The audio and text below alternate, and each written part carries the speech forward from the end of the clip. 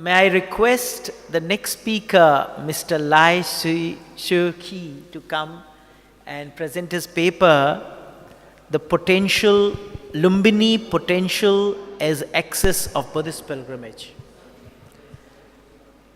And I would like to inform that my friend is one of the executive member of International Buddhist Confederation, in which I have been associated, and he's doing a wonderful work. Their team is working on pilgrimage. They have been guiding even the government of India in that matter. So I request you, sir, to make present. Thank you, Professor. Yeah. Both of us are considered representative from International Buddhist Confederation for this function, because they are celebrating this Vaisakha Day also on the same day as Nepal. So quite a number of them are not able to be there. Before I start, I would really like to comment, I think Kai's actually a presentation for very in-depth and I think very professional and with a lot more local knowledge. For me, I need to qualify that we are actually looking more from the Buddhist perspective. This is not so much on the professional perspective, but more on the broader, generic Buddhist perspective and how it can merge. And I really was actually very encouraged by, I think, Kai's comment on the last comment, that it need to be, there are so many diversing interests in every field. Eventually, they will need to be actually a bit coordinated under actually a bold and far-sighted Nepali leadership vision. Yeah. Okay. Next. Before that, for us, for me, for Sakyamuni Buddha Foundation, we are actually a group of Buddhists who are already close to retiring age, and which we have actually benefited through our lives from Buddha's teaching. And we are each are more or less, there are actually one who is a chairman of Tourism Malaysia and who used to be actually a chairman of a World Tourism Organization Program Committee. There are airline executives, there are actually developers, there are telco companies. We have, I think, succeeded, and we also accredited Buddha for his guidance for our success, and we wanted to try to actually do something. And one of those things that we identify is actually this Lumbini. We have actually a vision that we hope that we can create the conditions where every Buddhist can perform pilgrimage at least once in their lifetime, at least to the 4 major holy sites. Yeah? So even actually with that, I think later I will discuss, and then you can see that even that itself, how it can correlate with Nepal's need and how it can actually really synergize to create, to drive the economy for Nepal. Here, for the topic of this particular conference, we mentioned about the axis of Buddhist pilgrimage. For axis, you actually have two criteria. Here, this is actually a definition that I've taken: real or imaginary line on which something rotates, and line to which a body or figure is symmetrical. So, in actually an axis, you have 2 components. One which is actually the center, the core, or the pivot. And there's actually the deemed symmetrical surrounding. Okay? Now, next. For what Buddhist pilgrims will be actually look for in the for this pilgrimage site. Number one, it must be actually a very important holy site in which Lumbini cannot be actually any better fit for that.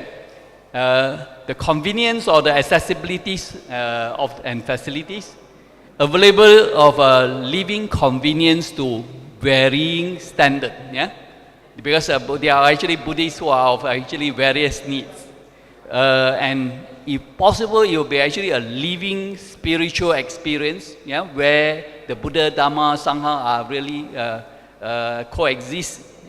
That would be most ideal. And where one can actually develop spiritual connections. So, can Lumbini be the axis of Buddhist pilgrimage? What else Lumbini needs to do to be the axis of Buddhist pilgrimage. These are two things that we want to explore. Next. Next. This is actually some information that I have taken from LDT, though it's actually a few years back. Until now, the current tourist arrival for foreign tourist arrival, other than Nepali and Indian, are around 120, or maybe say now, maybe by now 150,000. Okay. Next. Okay. So next, to be the key pilgrimage sites, you need actually these are the key requirements. These key requirements is actually a stable government, a government with far-sighted vision that are willing to find solutions to challenges, and a government that wanted to benefit actually all these local communities, and where they will formulate proactive investment policies and good support from actually all the other agencies or UN agencies, UNESCO as such. This, for a long time we waited, and I can say now is a time that Nepal have these at least basic conditions. Next. Among the four, we have identified four major challenges. Yeah? Then maybe some of the solution. And some of them I want to go through with you. You can see whether Nepal have actually, some of them Nepal already have worked on it. And maybe what else actually need to be done. The first one is actually connectivity. Next. Connectivity, I think the key one will be actually the airport. The airport is actually, there will be actually airport, airline, and then rails road. Then we take the next slide. This is a picture. This is taken from Google. Anybody can actually, it's not a special photograph. Google Map is showing this. And this particular photograph is very significant. This is actually a full-fledged international airport. It is a runway is 3.3 kilometer long. It will be capable of taking Airbus 330. So that means it's actually able to take long-haul flights. Yeah? So this particular development, and I think the minister in the report, they have actually indicated that they are pushing to get this completed as soon as possible. In 12 months, actually, he gave the contractor. And over lunch, I was actually sitting with the secretary. He indicated quite likely by 2020, this will be completed. Next. This is some actually view of what would be actually happening. They're completed. Next. Yeah. And this particular one, we hope that there will be actually that many varying airlines that the Gautam Buddha Airport able to attract. But one thing I can be, Gautam Buddha Airport will be able to offer quite a few strategic advantage as compared with actually Tribhuvan in Kathmandu. Number one of the key things, one of the key things is actually the fuel cost. Fuel cost being in Terai, you may not need to transport the fuel up to the Kathmandu, so the fuel cost will be cheaper, and that will, I think, attract quite a few airlines into this location. Next. And we have done some earlier studies that what are the kind of possible routes that you can, I think, fly from Lumbini if it is actually a full-fledged airport capable of taking a long-haul flight. Those in the dark color is actually a distance within 4 hours, which is more or less maximum like to where I'm coming from, Malaysia. Malaysia is 4 hours and 15 minutes. That's actually about a limit for 737 or Airbus 320. Those lines in green will be, I think, those who are exceeding 4 hours flight. So these are actually, all these are potential locations where you can land in Lumbini. Yeah. Okay. Next. The next one is actually the rail link. This is actually a presentation which I did in December in IBC General Assembly in New Delhi. We also are in India we are already exploring a railway circuit, where is a dedicated Buddhist railway circuit, and from there we can see that the blue color is actually a possible extension to Lumbini, and it will be actually about 150 kilometers. These 150 kilometers, a lot of them are already on existing track. It's not that you have to build the whole 150, so there are actually only short connection that you actually may need to do from Nautanwa to Sirhata. So because until Nautanwa in the Indian side, they already have the track ready already. Yeah. So you can see that the connection is actually 10 and then another 25 to Lumbini. So it's actually not something very long, and if there is actually interest there, they will apply the resources. It will be actually not so difficult to be done. Next. This is actually some of they have already done some study for the Lumbini station, the detailed survey. So this is actually something quite real, which is actually already happening. Thanks. Next. And we, on the other side, from China side, there is actually already, I think it has been very hot on the news, that we are talking about, I think, the railway from Lhasa. And from the China side, they have already gone until Shigaze. They have already constructed. The fact that China intending to build until Shigaze, it really means it intended to reach Nepal, because until Shigaze there, the main driving force will be actually connecting to eventually Kathmandu. Yeah? Next.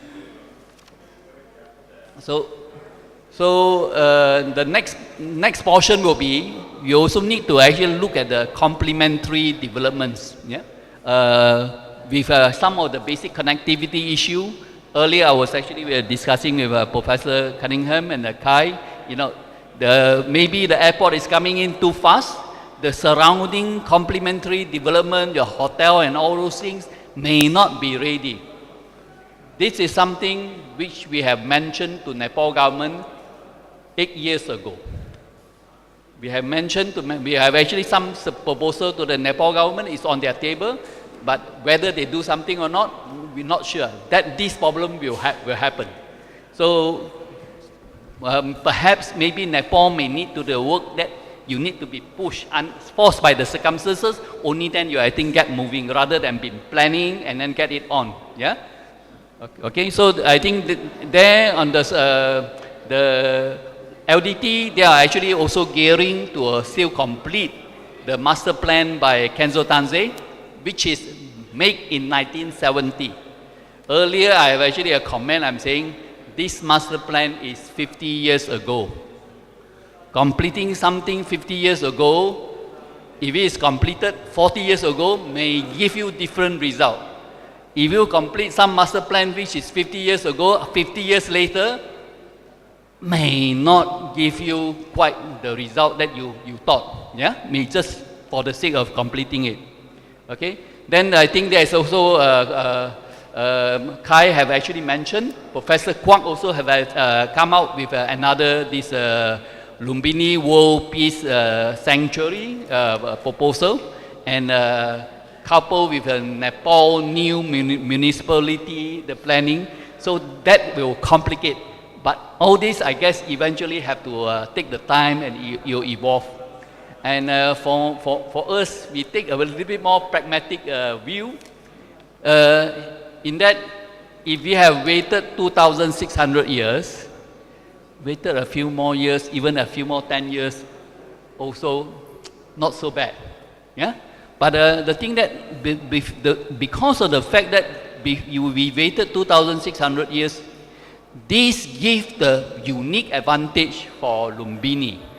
Because out of the 4 major holy sites for Buddhists, the other 3 holy sites in India, the surroundings are already too built up that they cannot explore this opportunity that Nepal is doing now. Yeah? So this is actually the key factor, and if it is actually done well, this provides the unique opportunity. And especially because the airport already there, that will be actually get the greater impetus for to drive actually Nepal ahead. Next. Oh, earlier a bit, earlier side. Here I have actually highlighted some possibilities because they are actually, I'm talking about in terms of the what we externals need, not Nepalese need. Because these pilgrims and some of them, for me like a retirement home, been felt so strongly about Lumbini, it may be actually a good choice for me to retire here. Yeah? So, been actually like program like a second home, yeah? Lumbini as your second home. These are actually possibility. It's not meant for everybody. You definitely wanted to tap certain of those maybe they can generate the economy which will benefit the local. So, but this is actually something that a lot of countries are doing, and this is actually some unique possibility that Nepal definitely can explore. Yeah, that as a retirement home. Yeah, for Buddhists as a retirement home, good for those Buddhists, and will generate the kind of economy which will be good for the Nepali. Second, I think there have been a lot of talk that Buddhists, some who are a little bit more okay, they might thought that it's a prenatal or birthplace for their baby. For those who are actually more affordable, I mean. So this might be actually something that you maybe Nepal can really explore. And the third one is actually also quite real in terms of actually a Buddhist needs. Buddhists normally we for when they pass away, impermanence, we normally cremate. And cremate, then it becomes actually quite health hygiene. There's actually one, the space that you needed is actually a memorial park, which is actually quite small. And it can be actually where you put the urn containing the ashes. So maybe there might be actually also needs along that line, because with all these needs, for example, like the even memorial park, you bring the children and the families, maybe they will repeating visit year after year. They may actually come every year to pay respect and also come and visit the holy place. These are actually the kind of things that possibility can actually attract the pilgrims. Next. This is actually one of the Professor Kwak's master plan, yeah, overlooking the two biggest brand for Nepal, the Himalaya and the Lumbini. Yeah. Next. This is actually my point of view. Earlier, I have actually some discussion with Khee and Professor Cunningham. When you want to actually promote the active promotion of Lumbini, we thought the pivot, the main Maya Devi temple, yeah, may need to be actually enhanced. Maybe we might have actually a slightly different view. Can you click on the blue part? Click on the blue part. This is actually in the 1970, the Maya Devi temple. Next. Next. Yeah, this is actually a situation 1967 when Yutan visited. This is the condition then. Next. Okay, this is the condition. Next. This is the current day Maya Devi temple. I was actually corrected by Professor Cunningham that this is actually done in 2002. It actually was planned as actually a temple, rather than actually earlier we thought it was evolved from the archaeological excavation site. Next. Can you click on the blue color? So this is actually, I want to take you to some of the views of the internal of a Maya Devi temple. And I'm saying from a point of Buddhist. You will look at this holiest of the Buddhist place, and you will look at them in this condition. And what more, you will say that it's actually only constructed in 2002, only 10 over years ago. And these photos are actually taken a few years back. Yeah? So it is in that kind of condition. Pains the Buddhists. Next. These are actually the kind of gross structure that you're trying to actually to pay homage to the holiest of the actually holy site. It really mismatch from our words and our deeds. If you are using this, are you paying homage? This is like crude. This is actually what I'm saying. I'm saying from the point of view of actually a Buddhist, and this is why I feel very strongly. Yeah, next. Look at the condition. I don't want to say any words. Next. Even the surrounding to the most precious symbol that we are talking about. You look at the crack of the timber, crack warping here and there. Next. And you look at the ceiling. Next. The floor that is actually that white. Can it actually, how many do you want to expand that? When you actually have more people coming in, is this an accident waiting to happen? Yeah? Next. This is a condition of ceiling. Next. You look at, these are actually, next. Even the door. Next. Need I say more? How do you think a Buddhist will actually feel? This is actually, I mean, something that I understand the archaeological side, they have actually that constraint. But I think this is actually the centerpiece, the most important, I think, item for Lumbini, and it is this condition. How can this be? You want it to be the axis, the core of the axis. Is this axis good enough for that? Yeah? So, I guess this is actually something that everybody will need to think about. Yeah? Next. So, I guess here, this is actually some of the point, basic from the pilgrim's perspective. Again, I'm talking about pilgrim's perspective. We are actually looking at a spiritual sanctuary rather than actually an archaeological site. Perhaps we know that there need to we have actually some balance. We need to actually feel the spirit of the place rather than another place. If it's another place, why do I need to take so much trouble to come? Yeah? And heritage and pride of the place. You tell me from the photo I show you, you tell me how to take pride. Yeah? Next. So this is actually some of the things which will be futures happening. So compare with actually this. So I think for as an axis, you need to be actually a little bit more. Yeah? Next. So we understand that you need to balance preservation, development. I think there is actually I'm talking on the perspective of a pilgrim's needs. I understand that there will need to be a balancing point between the preservation and the development. But I felt all this, the pilgrims need to feel, these few words which I copied somewhere, it's not my words.